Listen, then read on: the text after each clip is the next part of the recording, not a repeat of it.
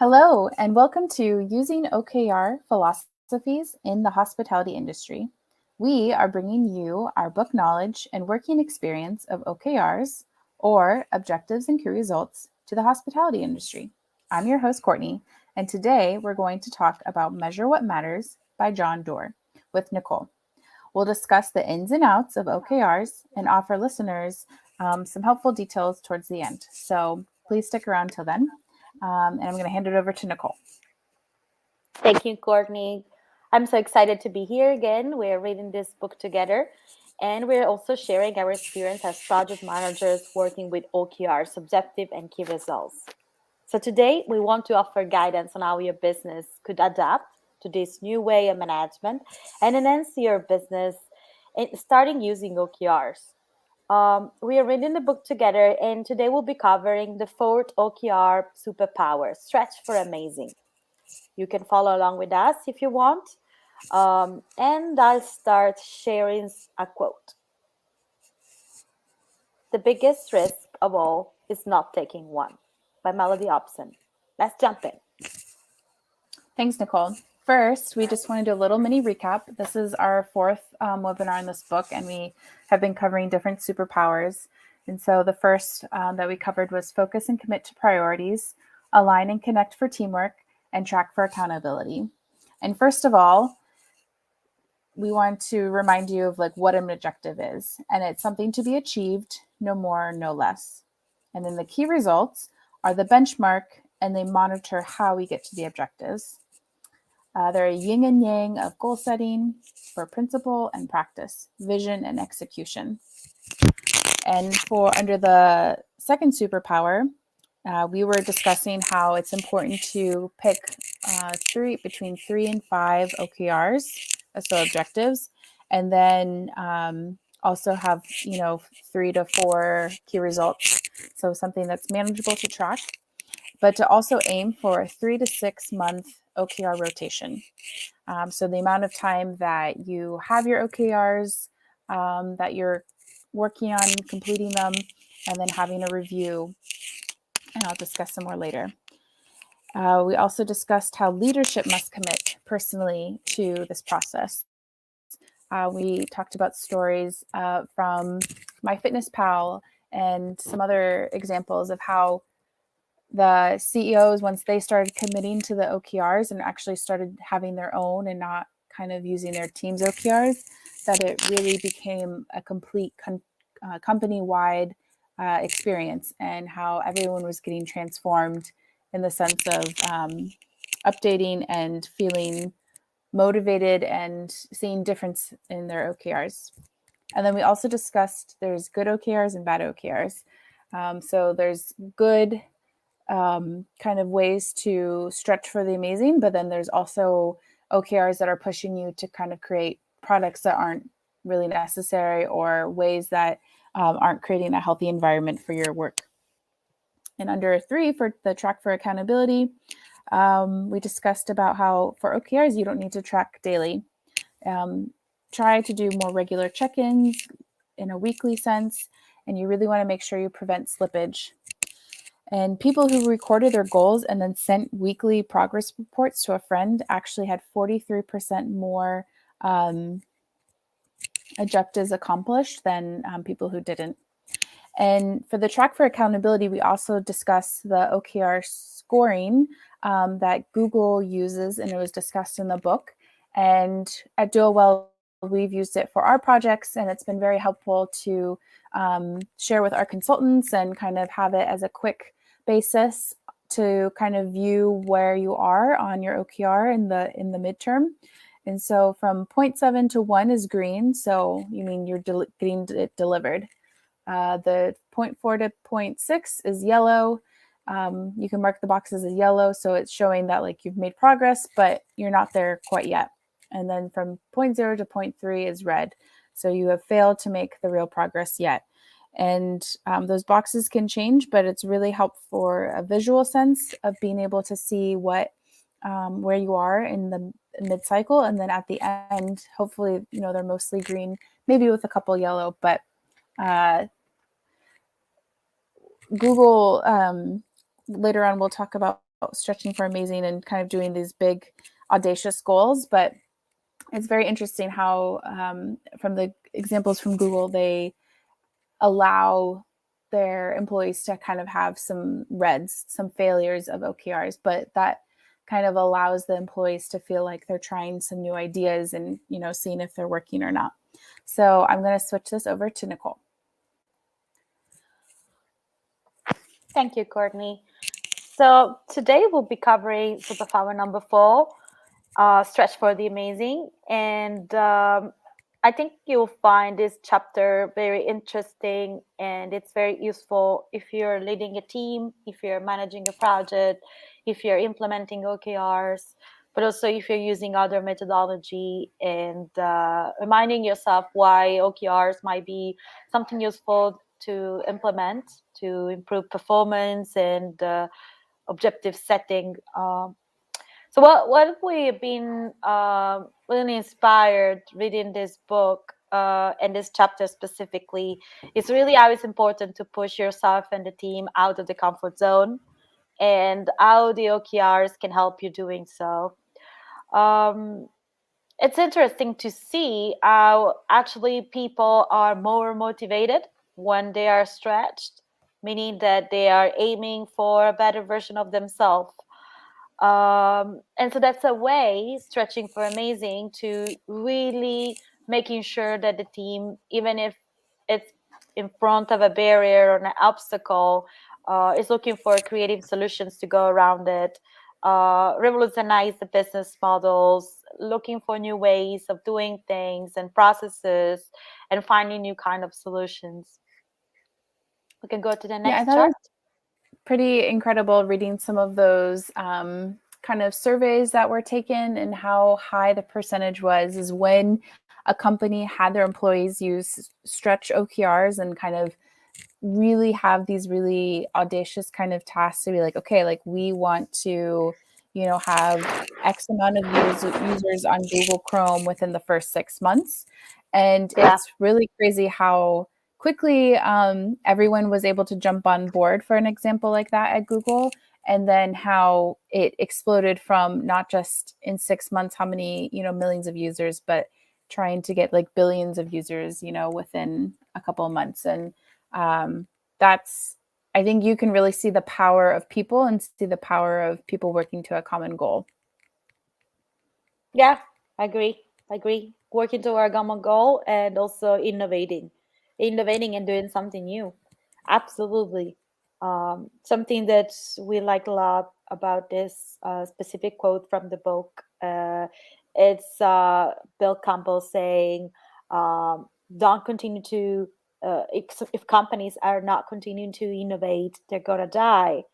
And it really specifies the difference between iterating and innovating, because sometimes, like Courtney was saying, like creating a new goal and objective, um, I mean, it takes courage to go out for a blue ocean and doing something completely new, and helping the team to doing so. Absolutely. So we kind of want to talk about the importance of thinking that even impossible things are actually possible, and how to aim for uh, being like for great, of course, but also how to go there, and how OKRs can really go hand to hand with visionary big pictures, objectives, and setting the road to get there. We can move forward. Thank you. And something that you may already be reading about in other books, oh, but also if you're following with us, reading this book together, is the difference between the big, hairy, audacious goal. I really like the name of this concept, and the OKRs. Um, in the category of the big pictures OKRs, so the visionary OKRs, you may think they're very similar to the big hairy audacious goal. It is true. It is actually true. They sit in the same family, and it's a kind of a stretch goal. It's a very aspirational goal. It's a way to kind of setting up a very, very ambitious mission, like back in the day, NASA willing to send the first man on the moon. And we also do have a couple of examples from more recent days of companies setting very, very ambitious mission and visions that many people may say this is not possible, but again, how it is possible.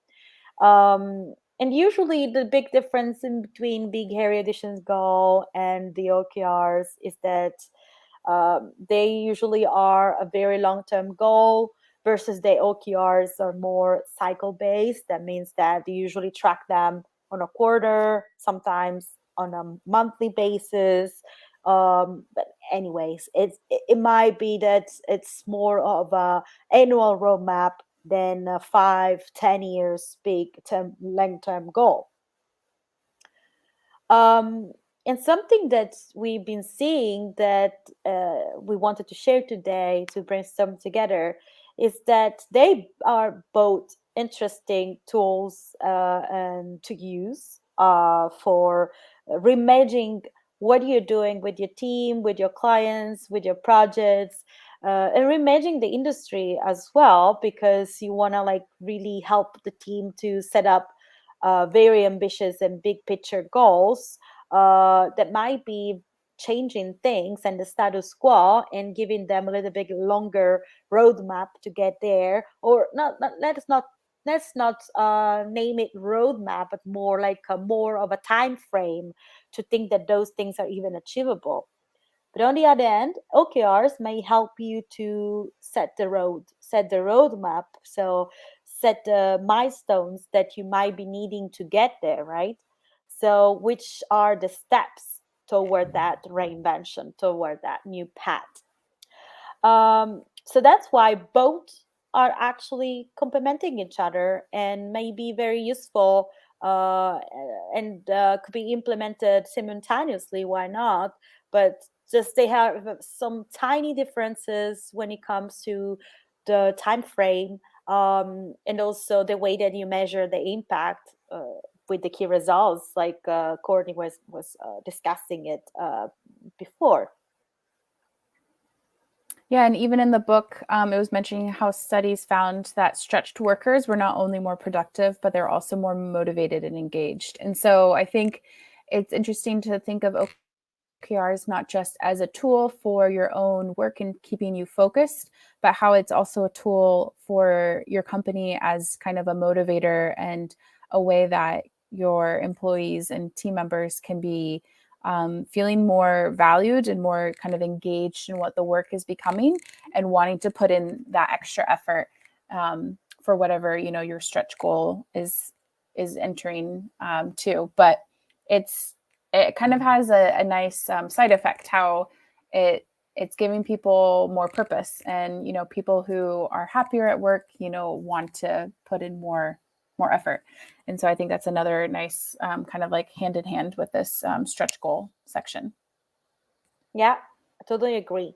And something that I think it's also very interesting of these two methodologies is that it might be very useful right now. We are living a world of daily digital transformations, not only in the workplace, but also as a customer as well. We are changing our habits and the things we do, and so when we go back on our team and on our projects and the digital transformation that are happening in many industries, and again, experiences not only as a team member of a project, but also as a customer or a guest, we may see that sometimes it's really needed to have that big ambition and to think what could be the next step, what's coming next, to drive the motivation and hear all the voices of the team so that they can feel part of something bigger. So a bigger vision, a bigger picture, which is definitely the basics for the OKRs methodology. So definitely pushing people to go out of the comfort zone. It's something that we want to do, and we know that it's a way to get more inspiration from and creativity, but also a way to kind of have the accountability of each team member to aim for excellence, right? Um, Yeah, and even in the book, it describes. I mean, Google's written a lot, and they even use some quotes from the new Google CEO. And but for their organization, they have split their committed OKRs and their goals, uh, and then also have a section for aspirational or the stretch goals. And so they use the committed goals to ties to their metrics of product releases, bookings, hiring customers. But then the aspirational ones will reflect on the bigger picture, higher risk, and more future titillating ideas. And so, and they are expecting failures at an average of 40% for the aspirational ones. And I think that's kind of inspiring in the sense of letting your employees be able to have that chance to kind of think outside of the box, to be able to do their kind of required job requirements during the day, but then also have time throughout the week to be pursuing these aspirational goals. And in the book, it even says how YouTube and even Google Chrome, the browser that we're even using for this webinar, were both two aspirational goals from employees. And so those employee OKRs went all the way up to the CEO, were totally very impressed by them, and then became company-wide stretch OKRs. So that's just one, example of how a small idea that somebody has can become a big stretch OKR and then becomes a product that we're actually using every day of our lives. yeah, yeah, and we've seen that as well with some of the projects that we've been working on recently, that sometimes it's so important to hear all the voices, and those voices might be the customers' voices as well. And then having the accountability and the flexibility to just give the shot to that idea to grow and to develop, and assign a mission team that is really focusing on that output. And sometimes it can be a big transformation. Some other times it can also be a very fast failure. But again, failure are part of the process of the OKRs. It's actually one of the basics to create new objectives and ways to measure it, iterating the success.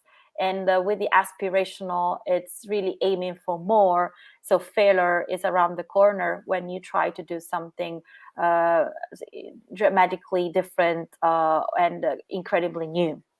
And it's absolutely part of setting a very inspiring and big picture goal. Yeah, the MyFitnessPal creator, Mike Lee, he in the book was talking about how culturally people were used to getting like A's, and they're not getting B's. They're always trying to get 100%.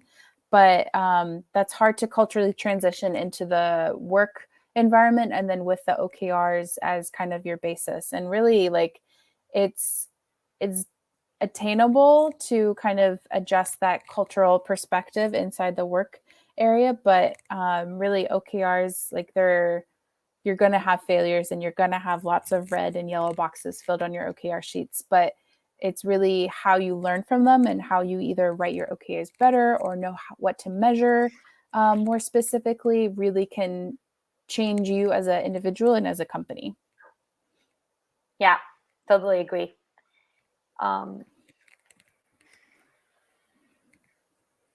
And I see we're saying, Courtney, the impact on the team performance and also the self-actualization of each team member. It's something that is broadly discussed in this chapter. And again, I think this is a great book to read if you are trying to get more out of the projects, increase productivity, but also the motivation of your team right now. And we're at the end of the year, we're all tracking the performance of employees, and we are all finding new ways to ignite that motivation, that driver. And as project managers, we all know how is, like one of the most quoted is the Maslow hierarchy of need.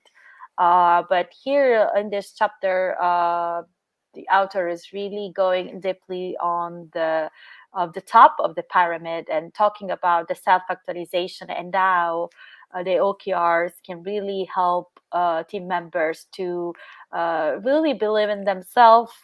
Because again, the OKRs methodology is it's a um self-service, right? Because you set up your own objectives and goals, and then you track for and you're accountable for it.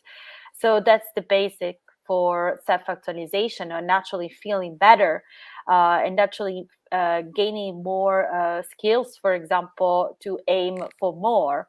And we've seen that in a project that we're doing, for example, where team members are challenged to broad their knowledge and their skill set. And for example, like think about a team that is scaling up their presence on social media, and how they can really have an impact on the different channels that are available, and how they can develop their knowledge on setting up campaigns and broader the message. So, I mean, the technique of really having OKRs that help you to set up big pictures, but also for yourself, like for example setting an OKR for yourself for the quarter or for the year, saying for example I want to develop those X amount of skills, I want to become an expert on this topic, I need to connect with at least 3 professionals in the field, or I will participate this conference and gain this X amount of knowledge, or I will put myself out of the comfort zone doing this and this. So it's really something that is really connected with what we are living in the workplace today, where people need new drivers to feel connected with the mission of the company and the project they're working in.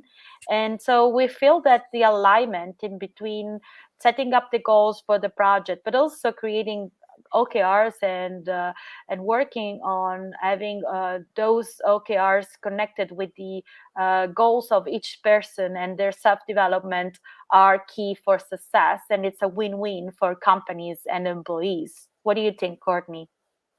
Yeah, I think a great industry example of really that stretching for and kind of adding new skill set is seeing tour operators in the tourism industry, also including now like helping the guests find, where to get their COVID testing and kind of when they're arriving to their location and then when they're departing to go back home. And they're including that in their package, and they're adding more of this kind of health and wellness side of not just the tour, but also the wellness of the guests while they're traveling from where they usually live, and that's, I see a stretch, and I see how it's a need, but it's also a huge stretch because typically tourism is not dabbling in healthcare and not dabbling in kind of these kind of quick testing, but it's needed to get the guests to come and to want to feel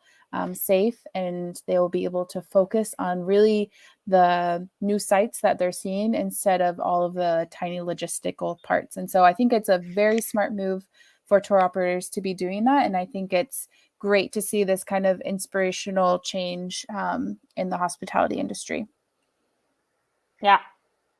And I think also that we could touch base a bit before wrapping up on the difference in the motivation, because it is covered in the chapter. And in the next chapter, we're going to be talking a little bit more about the motivation again and those factors.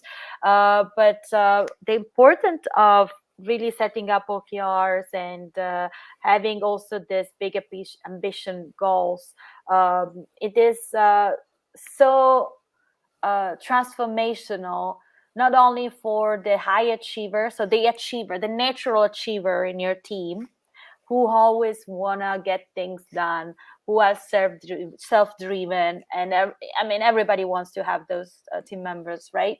But also for the ones who need to get motivated and who need to be inspired to go through the storm that we're living.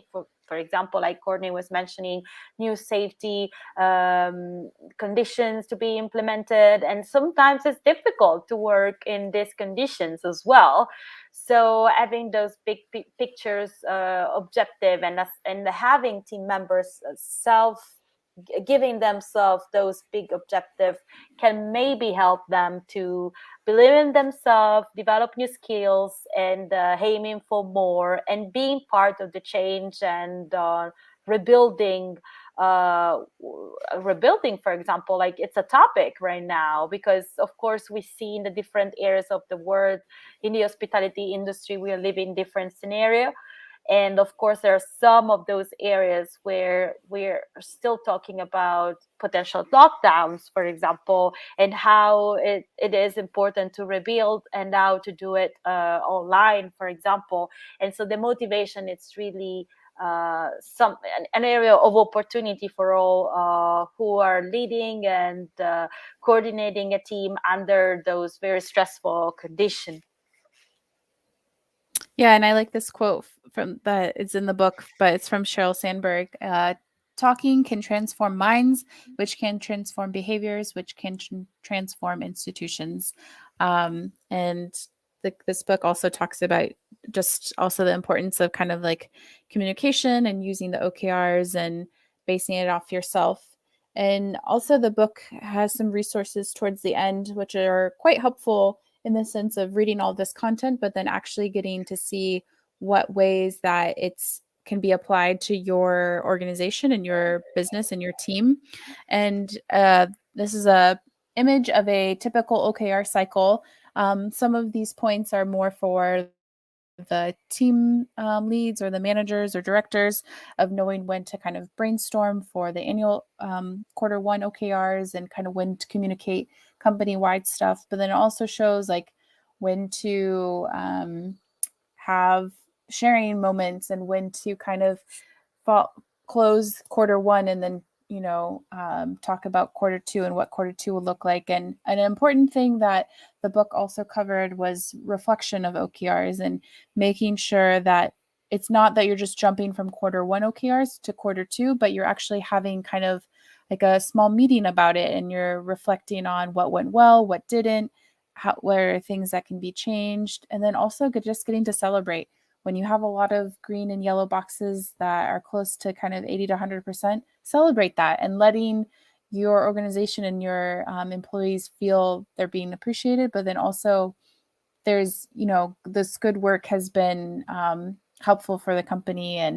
And yeah, it's good. We're meant to celebrate in, small quantities. And so I think that's a nice kind of command to kind of add into these schedules is like, don't forget to celebrate because it's needed.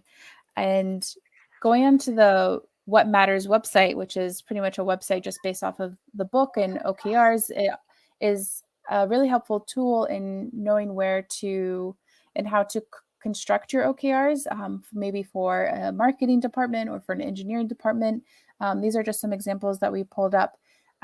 So you can see what the objective can be worded like, and then how the key results can be written, especially since you should write them more in that kind of quantitative approach with making sure there's some sort of number tied to it so it can be very easily measured.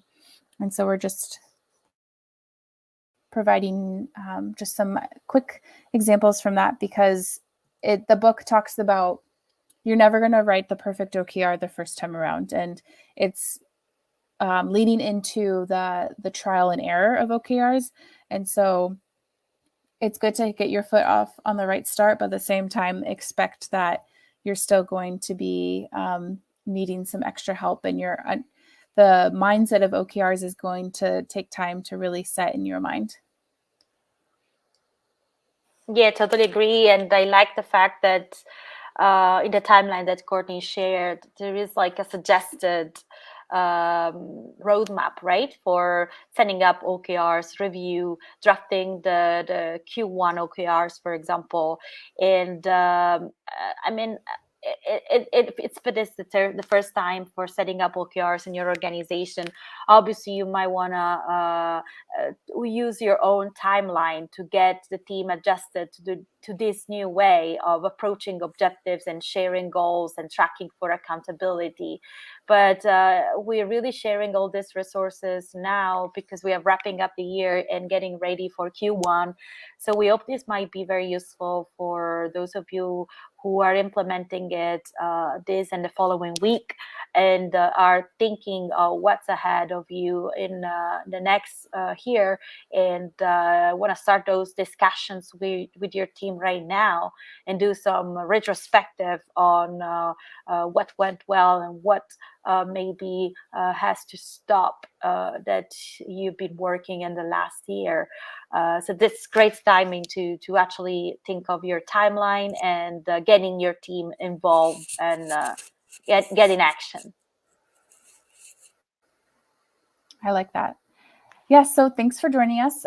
We'll be having some more webinars to come. So just stay tuned and look for our posts on what we'll be discussing next. And thank you for joining us. Thank you.